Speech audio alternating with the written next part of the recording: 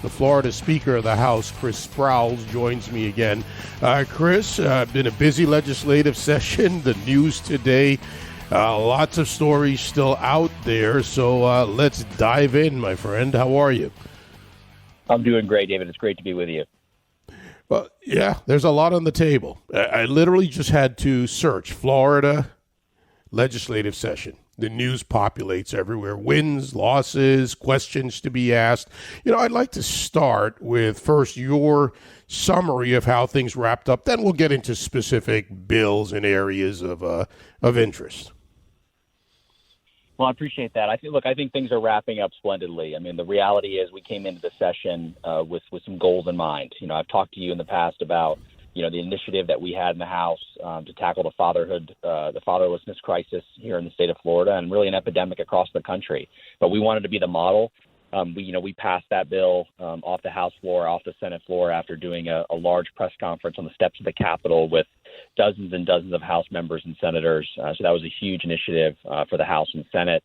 In addition to that, we passed the 15-week abortion ban, to protect life at the 15-week mark, to get behind on the Dobbs case, the Mississippi case that's in front of the United States Supreme Court.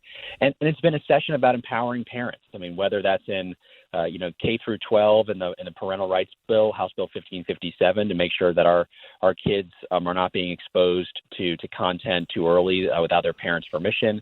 We're making sure that parents are in charge. We're also making sure that people get treated fairly. House Bill 7, which was our individual freedoms bill, it says something very controversial, David, which is, you treat everybody the same, regardless of their race or their sex. You don't teach, radical theories, like CRT that tell people that, they're bad because of their race or they're bad because of their gender. That's not appropriate anytime. We make sure that happens, whether it's in our K through 12 system or our higher education system.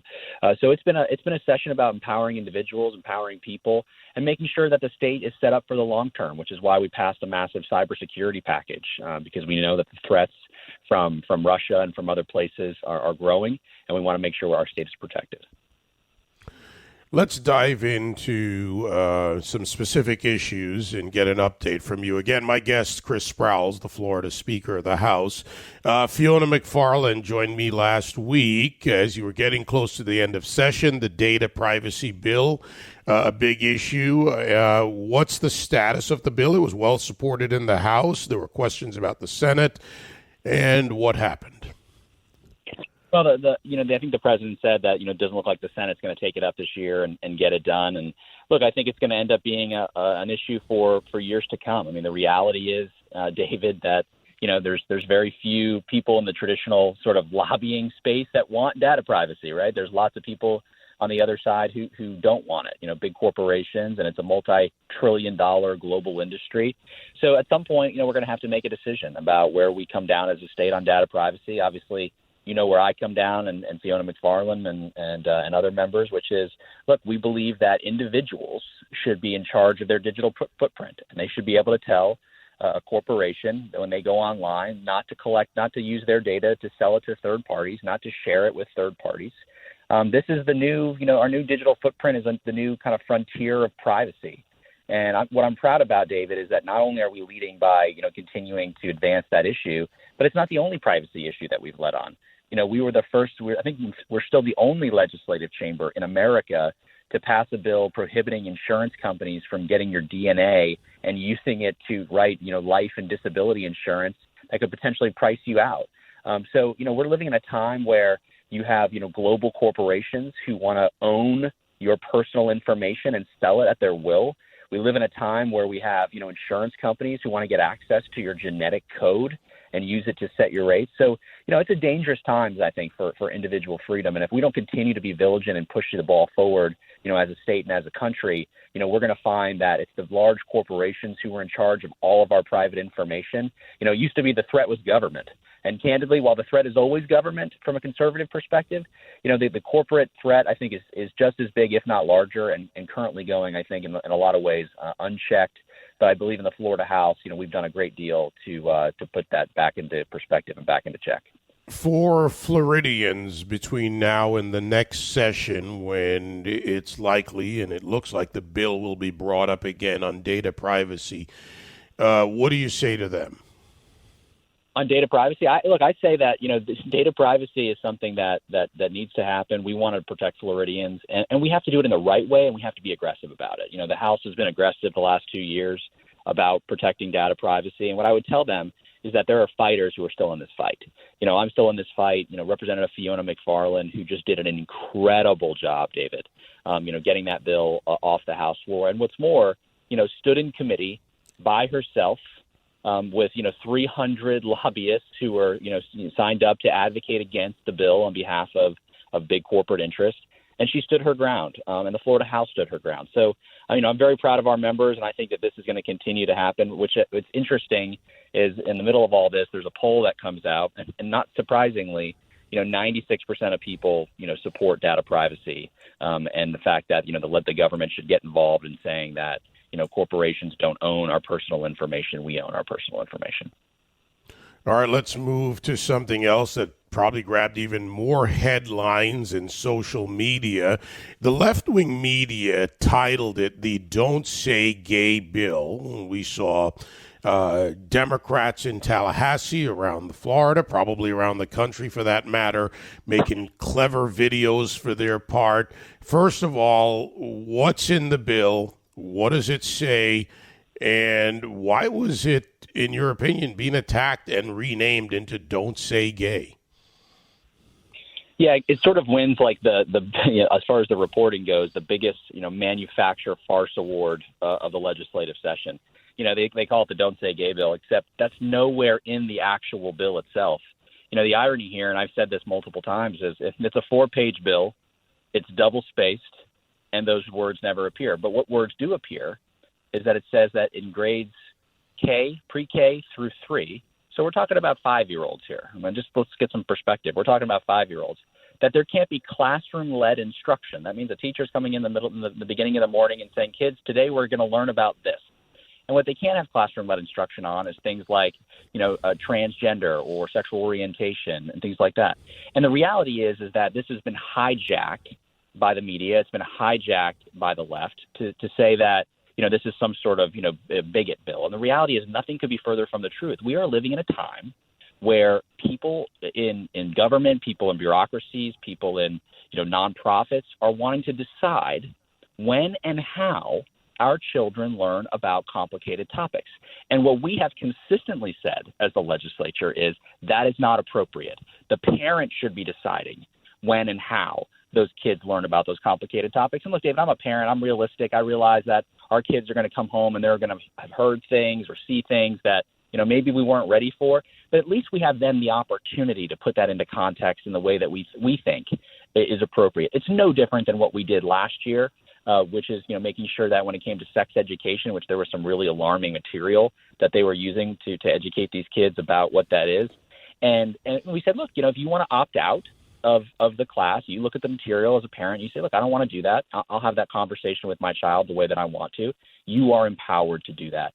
What the bill also said was that you can't keep things from parents. If you're going to put a student on some sort of plan, and I just want to explain what that means. That means if they wrote down on a piece of paper and said, I'm going to put your child on a gender transition plan, or I'm going to write down on a piece of paper and say, we're putting you on a anti-bullying plan, and you're going to eat lunch every day with your teacher away from all of the kids. If you're a parent, you would want to know that. You'd want to know that your kid is going through something so that you can engage, you can help them, you can love them. And there's individuals school districts who want to keep that kind of information from parents. So, all we say is, look, you have to engage the parent in the lives of their child. There's nothing radical about it. There's nothing nefarious about it. There's nothing bigoted about it. It is, if anything, we are putting parents at the center of this conversation because we know that they are in the best position to love their child and take care of them. Yeah, and for the record, this is the Parental Rights in Education bill. So the accurate name there, but like you said, big manufactured event for the left wing, the activists who were there in Tallahassee and around the state of Florida. Just staying there for a moment before we go to some other issues. And there was a long list of bills, Chris. I looked up both the House and the Senate. You guys have certainly been busy. as a model for other states, and we've seen the fights by parents out there all across the country, and I would think even irrespective of governorships, maybe even some of the more liberal-run states, parents are beginning to demand more and more that they be involved. You're a father, you're a parent, and you understand this, but, for other states out there that are watching, is this something that you think can be replicated based on, your efforts here in Florida? Yes, I do, and I think the parental empowerment movement is well underway. And look, there's a lot of terrible things that came out of the pandemic, government overreach, the fact that people, got sick, we lost people throughout the country. But the reality is one of the good things that has come out about it, I think, is that you had so many children who were out of school, their parents were trying to educate them, and became hyper aware of the kind of things that were going on in schools, the things that they were being taught, the way that they were being taught, the kind of non-traditional academic things that were creeping their way into the school district. And they pushed back and they realized that, we got to get in the game as parents, and that over the years, government has taken more and more of parenting responsibility. And in fairness, I think the legislatures in different states have given, more responsibility to the districts that really is a parent responsibility. So this issue isn't going away in the broader context. I don't think parents are willing to take a back seat when it comes to their child's education. In my experience, David, both as a parent and as a lawmaker, there is no issue that galvanizes people like their children, whether that's in school choice, whether it's making sure they have say in what their kids are learning. There is nothing that motivates people like the love of their child and making sure that, they're doing everything they can to do what's best for them. So this issue isn't going away. Parents are taking their rightful place in charge of their child's education. Yeah. And as a matter of fact, in Georgia, the state senators have introduced a bill there, SB 613, very similar, based on the Florida Parental Rights in Education bill. My guest, Florida Speaker of the House, Chris Sprowls. All right, my friend, we'll have a little football fun, the 2-minute drill. So to wrap up the session for the audience, the wins, the losses, maybe a couple of draws, and what to look forward to next. Well, I appreciate that. Look, huge win on tackling the fatherhood crisis, in the state. I think it's going to end up being a model for the country, protecting life with our House Bill 5, protecting, life at the 15-week mark has passed both legislatures on its way to the governor, passing individual freedoms, making sure that people are treated as individuals and there's not, radical ideology that pushes people down. We want to lift people up. Protecting parental rights in House Bill 1557 and putting parents in charge of their children's education. And House Bill 3 is another one that I think is worth noting, which is, our law enforcement bill, which, creates all kind of incentives for law enforcement, making sure their kids get priority in choice education and lots of other things, really sending the message, David, that here in the state of Florida, we are the most pro-law enforcement state in the entire country. Chris, great work for the session. There's always going to be more to do, and thank you. Thank you, David.